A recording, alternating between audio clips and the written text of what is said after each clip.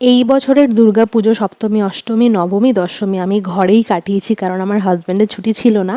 দশেরার দিনকে একদিন ছুটি ছিল, মানে আমাদের দশমী গিয়ে দেখতে পেলাম, মানে আমরা শুনেছিলাম যেখানে বেঙ্গলি অ্যাসোসিয়েশনে নাকি খুব ভালো করে দুর্গাপুজো হয়। তো ব্যাস বেরিয়ে পড়লাম। গিয়ে দেখলাম যে সিঁদুর খেলা অলরেডি ডান, আর বিসর্জনের প্রসেসটাও শুরু হয়ে গেছিলো। দেখে একটু মনটা খারাপই হলো, কিন্তু মায়ের মুখটা দর্শন করতে পারলাম, এই অনেক। তারপরে জানতে পারলাম এখানে অনেক স্টল বসেছে, দেখতে পেলাম।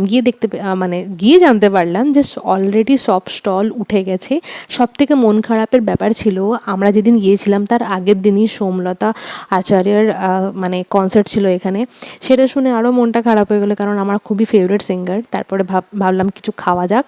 ফুচকা খেতে গিয়ে দেখলাম 30 টাকার অনলি 5 পিস ফুচকা। জীবনেও এত দামি ফুচকা খাইনি, জানো তো। যাই হোক, সেটাই আমরা খেলাম, আর খেতেও যে খুব ভালো ছিল তাও নয়। ঘরে ফেরার পথে রাস্তার পাশেই অনেক জিনিস বিক্রি হচ্ছিল, এত সুন্দর সুন্দর জিনিস না, তোমরা হয়তো ভিডিওতে বুঝতে পারবে না। যাই হোক, সেখানে নেমে কী কিনলাম সেটাও তোমাদেরকে দেখাচ্ছি। তোমরা হয়তো আমার লক্ষ্মী পুজোর ভিডিও তো দেখেছো, যে আমি ঠাকুরের জন্য একটা ছোট্ট ধূপদানি আমি ইউজ করছি, যেটা দিয়ে ধোঁয়া বেরোচ্ছে, সেটাই আমি নিয়েছি। আর সামনে যেহেতু দিওয়ালি আছে, টুকটাক জিনিসও নিয়েছি। তো এই হচ্ছে সেই ধূপদানিটা, আর সঙ্গে আমি দুটো গ্লাসও নিয়েছি, এই মাটিরই, যেটা কিনা তোমরা খেয়ে ওয়াশ করে রেখে দিতে পারবে। তো যাই হোক, এইসব নিয়ে আমি বাড়ির দিকেই আসছিলাম।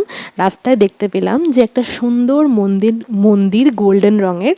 তো বাইরে থেকে এতটাই সুন্দর লাগছিল, আমি আর মানে নিজেকে কন্ট্রোল করতে না পেরে আমি নেমে গেলাম। আর মন্দিরটার ভেতরে বাইরে থেকে যত না সুন্দর ছিল, ভেতর থেকে আরও অনেক অনেক অনেক বেশি সুন্দর ছিল। ঢোকার পর ইচ্ছাই করছিল না যে বেরোই। তবে কি জানো তো, মাতা রানীর ভোগটা যখন আমি খেলাম, ভাগ্যে ছিল তাই পেলাম আর কি।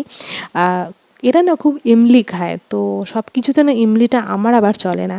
বাট যাই হোক, ঠাকুরের বলে কথা, যা হবে তাই অ্যাকসেপ্ট করা উচিত আমাদের। তো যাই হোক, সেটা খাওয়া দাওয়ার পর আমরা ঠিক করলাম যে একটু হুসেন সাগরে যাব। টাইম ছিল হাতে, সন্ধ্যের সময় ছিল। তো ওখানে গিয়ে একটু আইসক্রিম খেলাম আর একটু টাইম স্পেন্ড করলাম। আর আসার পথে মিষ্টি ফিষ্টি কিনলাম, যেহেতু দশেরা ছিল। আর আমার ফ্ল্যাটের যে আন্টি, ও বললো যে আসো সবাই মিলে ফটো তুলি। আমি গিয়ে তো জামা কাপড়ও পাল্টে নিয়েছিলাম। যাই হোক,